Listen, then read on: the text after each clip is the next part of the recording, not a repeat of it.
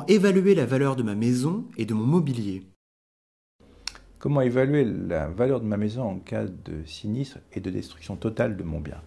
Donc la nécessité, dans cette occurrence précise, c'est de connaître la valeur de cette maison garnie au moment du sinistre.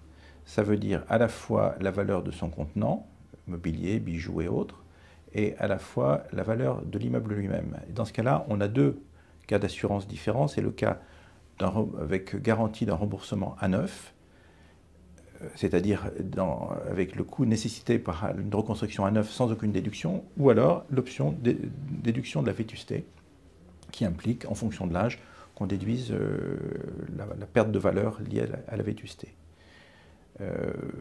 Communément, cette option est ignorée. Il est vivement recommandé de s'assurer pour la reconstruction à neuf, car si vous avez un sinistre, il faudra quand même que vous puissiez retrouver à vous loger, même si à l'issue de cette opération, vous devez avoir un logement qui, par bénéfice, est plus aux normes que le précédent.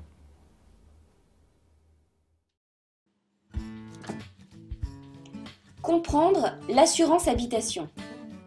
L'assurance multirisque habitation regroupe deux types de garanties fondamentales. La garantie de responsabilité civile, c'est l'obligation légale qui incombe à une personne de réparer financièrement le dommage causé à autrui. Et les garanties dommages aux biens, qui vous assurent de la sauvegarde de votre patrimoine mobilier et immobilier en cas de sinistre. Pour évaluer la valeur de ces biens, tout doit être pris en compte. Meubles, électroménagers, matériel IFI et informatique, et évidemment les bijoux. Le mieux est de garder les factures de vos importants achats.